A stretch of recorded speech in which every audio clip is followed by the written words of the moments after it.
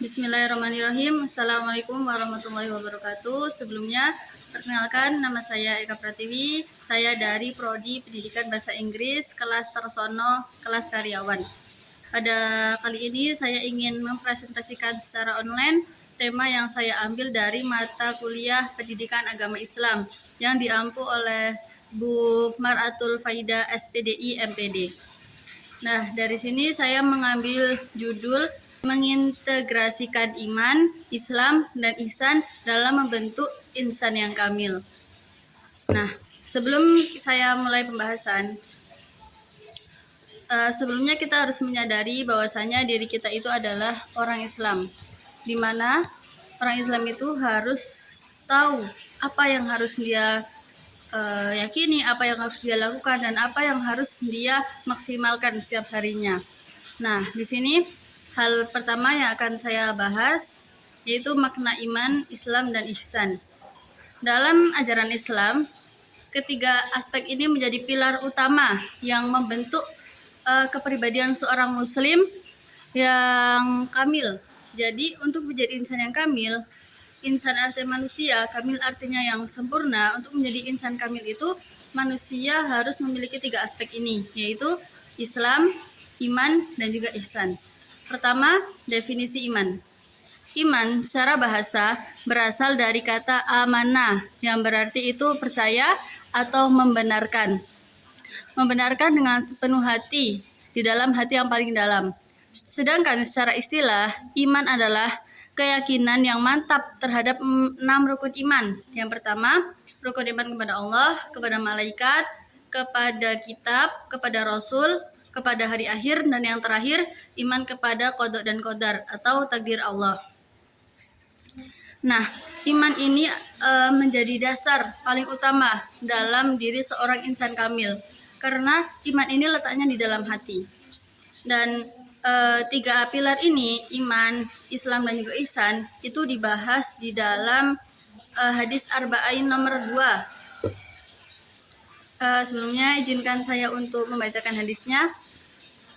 An Umar radhiyallahu anhu qala bainama nahnu julusun 'inda Rasulillah sallallahu alaihi wasallam dzata yaumin ittala'a 'alaina rajulun syadidul bayadi thiyabi syadidul sawadi sya'ri la yura 'alaihi atharu safari wa la ya'rifuhu minna ahadun hatta jalasa ila nabiyyi sallallahu alaihi wasallam fa asnada rukbatayhi ila rukbatayhi wa wada'a kaffayhi 'ala fakhidhayhi wa qala ya Muhammad akhbirni 'anil Islam. Faqala Rasulullah sallallahu alaihi wasallam al-Islamu an tashhada an la ilaha illallah wa anna Muhammadar Rasulullah wa tuqimas shalah wa tu'tiyaz zakah wa tasuma Ramadan wa tahujjal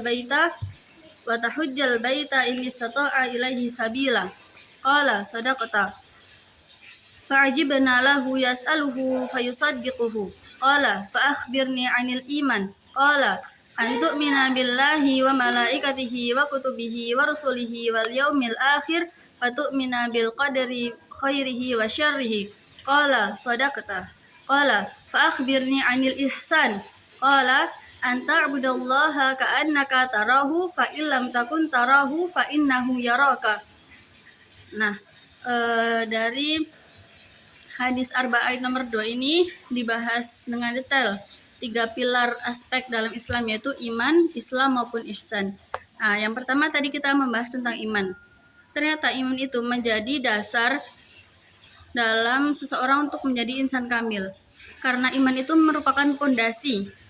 Islam dan ihsan tidak akan terbentuk kalau imannya tidak ada, begitu. Nah, yang kedua, definisi Islam. Islam berasal dari bahasa Arab aslama yuslimu, aslim yang berarti menyerahkan diri, selamat, tunduk, agama juga bisa gitu. Nah, dalam konteks ajaran Islam, Islam itu berarti adalah kepatuhan, ketundukan kepada Allah semata melalui pelaksanaan syariatnya gitu. Nah, kalau iman tadi itu kan letaknya berada di dalam hati, dalam kolbun, sehingga dia perlu dibuktikan dengan perbuatan. Karena iman itu tasdiqun bil qalbi wa iqrarun bil lisan wa amalun bil arkan. Setelah orang itu beriman, kemudian dia menyatakan keimanannya itu dengan bersyahadat kepada Allah, maka yang ketiga itu diamalkan dengan perbuatan. Sehingga ini masuk ke dalam definisi Islam. Nah, Islam sendiri itu ada banyak dibahas di dalam Al-Quran. Salah satunya ada perintah Allah di surat Al-Baqarah ayat 208 yang berbunyi, Ya ayyuhalladzina amanu dukhulu fi silmi kafah wa la tattabi'u khutuwati syaitan innahu lakum aduwwum mubin. Yang artinya, masuklah kalian ke dalam Islam secara keseluruhan dan janganlah ikuti langkah-langkah syaitan, karena syaitan itu adalah musuh yang nyata bagi kalian. Nah, di sini Allah memerintahkan kita agar kita taat patuh secara keseluruhan terhadap syariat Allah. Apa aja syariat-syariat yang Allah tetapkan? Yang paling sederhana sih ya 5 rukun Islam. 5 rukun Islam apa saja? Syahadah, sholat, zakat, puasa, dan juga haji. Nah, kemudian kita lanjut ke pembahasan nomor 3, yaitu definisi ihsan. Secara bahasa, ihsan berasal dari kata ahsana, berasal dari kata hasan yang artinya itu baik. Jadi, secara istilah, itu ihsan artinya berbuat baik atau melakukan sesuatu dengan sebaik-baiknya. Ihsan itu merupakan puncak kesempurnaan iman dan Islam. Di masa seorang hamba tidak hanya beriman kepada kewajibannya saja, tetapi karena kecintaannya, karena rasa takutnya kepada Allah yang melahirkan amal terbaik dalam setiap kehidupannya. Dibahas juga di surat Fatir ayat 28, di mana innama yakhsyallaha min ibadihil ulama. Ulama itu adalah orang-orang yang dia itu takut kepada Allah. Sehingga apapun yang dia lakukan, itu dia sandarkan kepada Allah. Nah, ketika kita buka di hadis Arba'in nomor 2 yang berbunyi Fa'akhbirni anil ihsan, kemudian dijawab anta mudallaha ka'annaka tarahu fa'illam takun tarahu fa innahu yaraka. Jadi ihsan itu adalah ketika kita berbuat baik seolah-olah kita sedang dilihat oleh Allah gitu. Atau kalaupun kita nggak bisa merasa kita sedang dilihat oleh Allah, maka kita rasakan kalau kita itu selalu melihat Allah. Begitu. Jadi tidak ada kata riya, tidak ada kata sombong dalam beramal soleh, melainkan karena ihsan. Nah, sekarang melanjut ke tema selanjutnya, hubungan iman, Islam, dan ihsan dalam membentuk insan kamil. Apa sih hubungan ketiga aspek ini setelah kita bahas definisinya masing-masing? Yang pertama, iman itu sebagai pondasi sebagai dasar. Yang kedua, Islam sebagai manifestasi iman, atau Islam itu bentuk pengamalan dari iman yang ada di hati dengan perbuatan. Nah, yang ketiga, ihsan itu sebagai penyempurna, gitu. Karena percuma jika kita beriman, kita berislam, tapi niat kita hanya sekedar untuk manusia, maka amal kita akan sia-sia. Oleh karena itu, ihsan itu sebagai penyempurna amal kebaikan yang kita lakukan. Ketika iman, Islam, dan ihsan ditetapkan secara terpadu dalam kehidupan kita terapkan sedikit demi sedikit, maka akan terbentuk namanya insan kamil atau manusia yang sempurna, manusia yang baik gitu. Pribadi yang seimbang antara keyakinan, amal, dan juga akhlak gitu. Iman memberikan arah dan tujuan hidup. Islam mengatur tindakan dan perilaku nyata, sementara ihsan memberikan jiwa dan makna pada setiap amal yang dilakukan. Insan kamil tidak hanya soleh secara pribadi, tetapi juga membawa manfaat bagi masyarakat dan juga lingkungan di sekitarnya. Ia menjadi pribadi yang berilmu, berakhlak mulia, toleran, dan juga mampu menjaga keharmonisan sosial. Begitu. Itu salah satu ciri-ciri insan kamil. Nah, dalam konteks generasi muda saat ini, gitu kan, apalagi kita, para Gen Z, sinergi antara iman, Islam, dan juga ihsan itu menjadi sangat penting.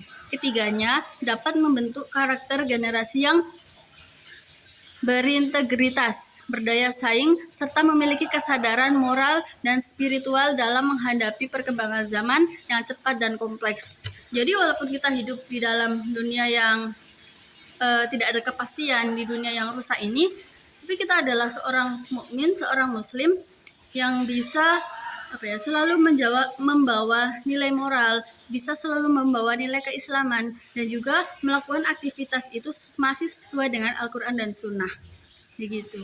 Jadi penting untuk kita generasi muda untuk mengamalkan 3 pilar ini dalam kehidupan kita, agar kita tidak terjerumus atau bahkan ikut-ikutan dengan gaya hidup hari ini yang itu jauh di luar syariat Islam. Nah, sekarang apa sih pentingnya 3 pilar itu dalam dunia modern? Yang pertama, iman itu sebagai peneguh keyakinan di tengahnya krisis nilai. Kalau sekarang kan kita bilang krisis nilai, krisis moral, bahkan krisis ekonomi, di mana-mana krisis, di mana-mana permasalahan. Maka iman ini sangat diperlukan sebagai peneguh keyakinan. Nah, yang kedua, Islam. Islam itu sebagai pedoman dalam bersosialisasi dan berperilaku. Contohnya, kan sekarang banyak ya pertemanan yang pergaulan bebas. Maka dengan Islam itu kita bisa membatasi. Islam, Allah melarang kita untuk seperti ini. Maka dalam bersosialisasi, dalam berteman kita pun harus ada batasan-batasannya. Begitu. Nah, yang ketiga, ihsan, menanamkan kesadaran dan keikhlasan. Di tengah banyaknya kemiskinan, banyaknya kekurangan di dunia ini, ihsan itu akan membawa kita kepada rasa, oh ya Allah, ternyata kita harus bersyukur gitu. Masih Allah berikan kehidupan, masih Allah berikan kesadaran, masih Allah berikan kesempatan untuk beramal soleh, sehingga kita mampu memaksimalkan amal yang kita lakukan gitu. Nah, iman meneguhkan keyakinan, Islam mengatur perbuatan, dan ihsan lagi-lagi menyempurnakan niat serta akhlak. Ketiga pilar ini, bila dijalankan secara terpadu, akan membentuk pribadi yang tangguh, berkarakter, dan juga seimbang antara kehidupan dunia dan juga kehidupan akhirat. Apalagi dalam era modern, manusia itu sangat membutuhkan bukan hanya kecerdasan intelektual, tapi juga kecerdasan spiritual, moral, dan juga nilai keislaman, yang semuanya bersumber dari pengamalan nilai iman, Islam, dan juga ihsan. Nah, setelah kita bahas 3 pilar tadi, maupun dari definisi, korelasi, ataupun dari urgensinya, maka sekarang kita bandingkan bagaimana sih implementasi iman di zaman Nabi, implementasi Islam dan juga ihsan di zaman Nabi dan juga di zaman sekarang, atau berbeda atau bagaimana? Jadi simak baik-baik penjelasan setelah ini. Nah, contoh implementasi pada zaman Nabi Muhammad. Yang pertama, contohnya iman. Nah, pada zaman Nabi, iman itu diwujudkan dalam bentuk keimanan yang teguh meski menghadapi tekanan berat. Contohnya itu adalah sahabat, contohnya keluarga Yasir, ada Sumayyah, kemudian ada kisah yang paling terkenal itu Bilal. Bayangkan, dia adalah seorang budak, namun dia masuk Islam, dia mengikuti Rasul. Akhirnya ketika majikannya tahu itu, dia langsung disiksa karena dia disangka meninggalkan agama nenek moyangnya. Akhirnya Bilal itu dihukum sama majikannya, ditidurkan di atas padang pasir yang panas, kemudian di perutnya itu dikasih batu yang sangat besar. Kira-kira apa yang dirasakan seorang manusia gitu ya? Udah yang buat tidur itu panas, terus dikasih batu yang sangat besar melebihi badannya. Kira-kira kalau orang sekarang digituin ya mungkin udah meninggal ya. Tapi Bilal ini teguh banget gitu. Bilal ini punya keimanan yang sangat teguh. Ketika Bilal mendapat siksaan itu dari majikannya, dia hanya mengucapkan kalimat tauhid, yaitu ahad, ahad, ahad gitu. Meski disiksa oleh majikannya, dia tetap gimana caranya, kalaupun dia mati, dia itu matinya husnul khatimah, di mana dia matinya itu wa nahnu lahu muslimun, berada dalam keadaan muslim begitu. Nah, itu contoh penerapan iman di zaman Nabi. Nah, yang kedua, contoh implementasi Islam dalam kehidupan sahabat zaman dulu. Contohnya itu adalah ketaatan Abu Bakar. Siapa coba yang nggak kenal sosok Abu Bakar? Sosok sahabat Nabi yang sangat-sangat taat, sangat mengikuti, bertibak sekali kepada Nabi. Contoh kisahnya itu ya ketika ada Isra Mi'raj. Pernah dengar kan? Ketika Nabi cerita, Nabi mengkisahkan bahwasanya beliau melakukan perjalanan ke 3 tempat yang sangat jauh dalam waktu 1 malam. Dari Masjidil Haram ke Masjidil Aqsa di Palestina dan juga ke Sidratul Muntaha yang ada di langit. Kemudian kembali lagi ke Masjidil Haram. Ya kalau dipikir secara logika memang tidak masuk akal. Tapi ketika kita ketika kita belajar Al-Quran, ketika kita mempelajari Islam, nggak semuanya itu bisa kita logikakan. Karena di sini yang kita ambil pelajarannya adalah ketaatannya Abu Bakar, ketundukannya Abu Bakar. Abu Bakar percaya sama Rasul. Di situ Abu Bakar langsung mempercayai apa yang Rasul bilang. Maka setelah itu Abu Bakar mendapat gelar As-Siddiq atau yang apa ya? Ya karena dia percaya sekali kepada Rasul begitu. Nah, jadi keislamannya kita hari ini pun harus sama. Jadi Al-Quran apapun itu yang sesuai dengan syariat harus kita ikuti, harus kita taati. Karena tidak mungkin Allah itu memberikan syariat yang yang tidak ada manfaatnya. Itu tidak mungkin. Semua yang Allah perintahkan di dalam Al-Quran maupun di dalam hadis atau sunnah itu pasti membawa manusia kepada hal yang lebih baik gitu. Karena kehidupan kita bukan hanya di dunia tapi juga di akhirat begitu.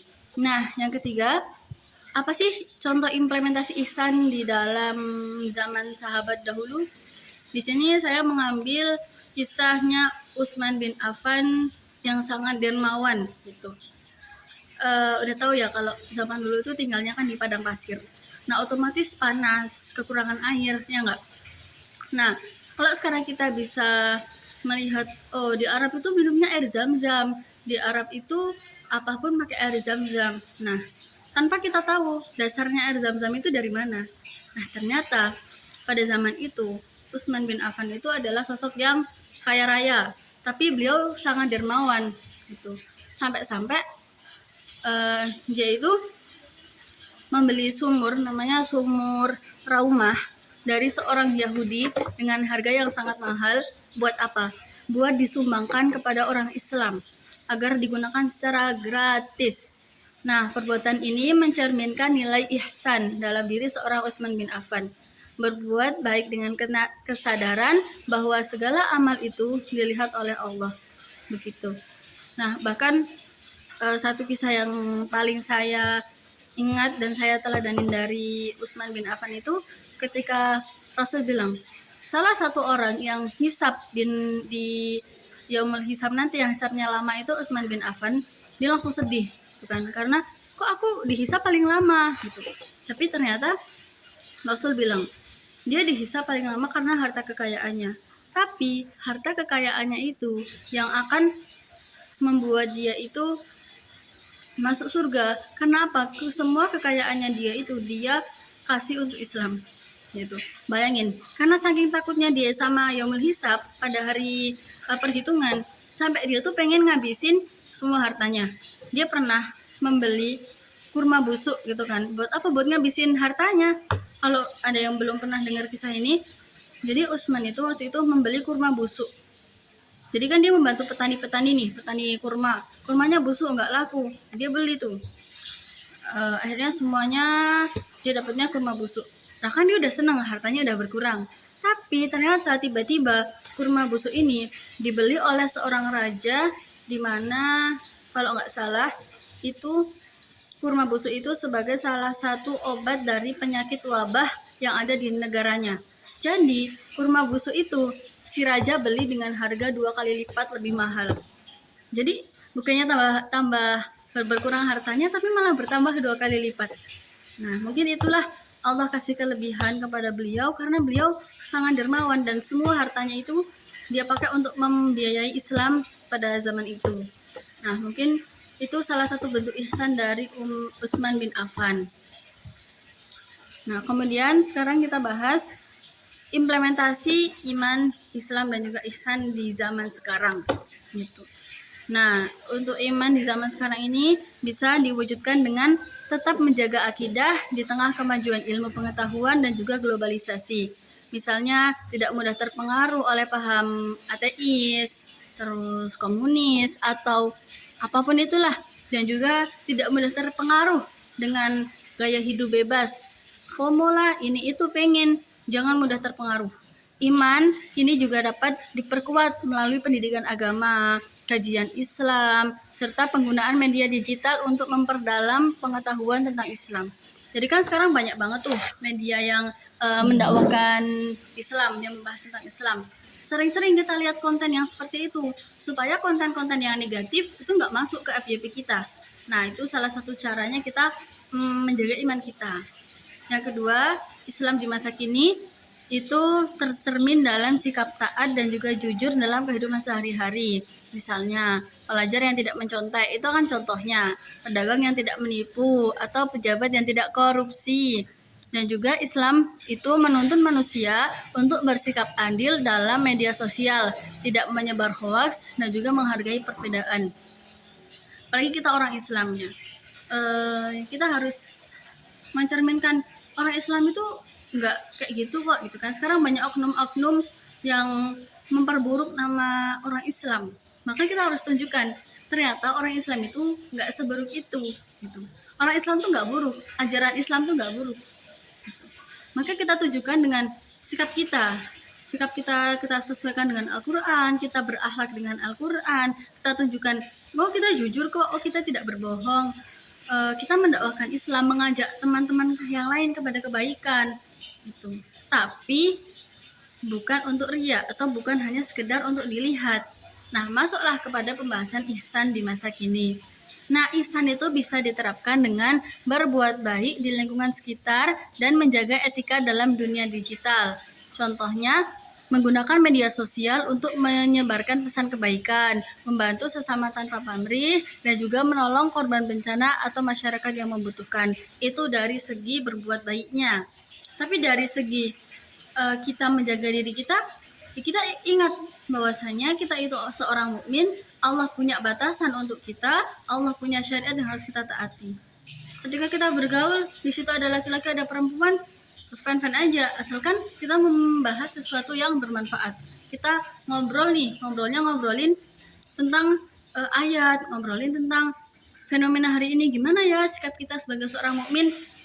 Nah, jujur sih ya, untuk mengamalkan ketiga ini di zaman sekarang itu memang sulit, karena lingkungan itu kadang nggak mendukung. Tapi bismillah, kalau kita tahu bahwasanya itu tugas kita, karena kita seorang mukmin dan ingin menjadi insan yang kamil, insya Allah itu akan mudah untuk kita lalui. Dan jangan lupa juga selalu serahkan kepada Allah, karena Allah lah yang menjaga kita, Allah yang mengizinkan kita untuk beramal soleh. Semuanya itu atas izin Allah, begitu. Nah, mengapa sih nilai Islam, iman, dan juga ihsan ini harus ada dalam kehidupan generasi muda? Generasi muda adalah penerus bangsa dan penentu masa depan umat. Karena itu, mereka perlu memahami dalam mengamalkan nilai-nilai iman, Islam, dan ihsan dalam kehidupan sehari-hari. Di era globalisasi yang penuh tantangan moral, nilai-nilai tersebut menjadi pondasi untuk menjaga akhlak, etika, dan identitas sebagai seorang muslim.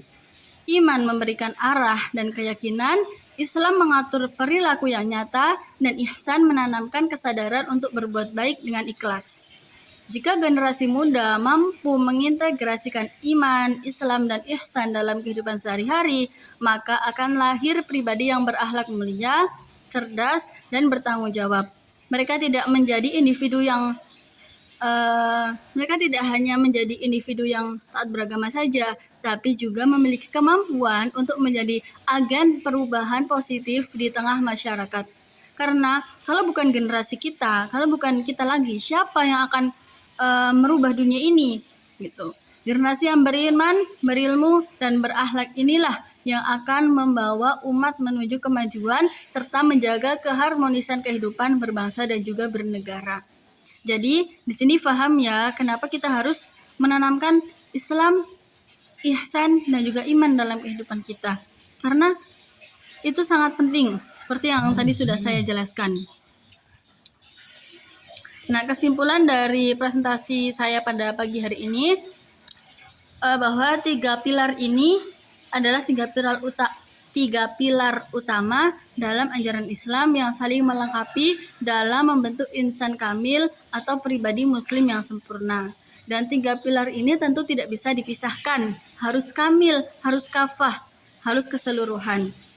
Nah, iman itu menjadi dasar keyakinan dan kekuatan spiritual. Sekali lagi saya tekankan bahwa iman itu adalah fondasi paling dasar. Contohnya nih, rumah. Rumah itu pasti ada fondasinya. Ketika rumah itu nggak dikasih fondasi, pasti bangunan sama atapnya itu akan roboh. Maka iman itu jadi fondasinya, jadi penguat. Gitu. Nah, Islam menjadi pedoman dalam bersikap dan berperilaku, sedangkan ihsan menjadi penyempurna dengan menumbuhkan keikhlasan dan juga kesadaran bahwa Allah senantiasa mengawasi setiap perbuatan manusia. Dalam kehidupan modern ini, ketiga nilai ini berperan penting sebagai pedoman moral di tengah kemajuan teknologi dan perubahan sosial yang pesat. Iman meneguhkan hati agar tetap teguh di jalan kebenaran. Islam menuntun manusia untuk berperilaku adil dan bertanggung jawab, sementara ihsan menumbuhkan kepekaan sosial serta kepedulian terhadap sesama. Dengan mengintegrasikan ketiganya secara seimbang, akan terbentuk generasi muslim yang beriman, berilmu, dan juga berakhlak mulia, serta mampu menghadapi tantangan zaman tanpa kehilangan nilai-nilai Islam. Nah, mungkin cukup sekian presentasi dari saya. Kebenaran milik Allah, kekurangan karena diri saya sendiri. Semoga Allah sempurnakan. Al-haqqu min rabbik, fala takunanna minal mumtarin. Nasrum minallah wa fathun qarib wa basyiril mu'minin. Syukran. Wassalamualaikum warahmatullahi wabarakatuh.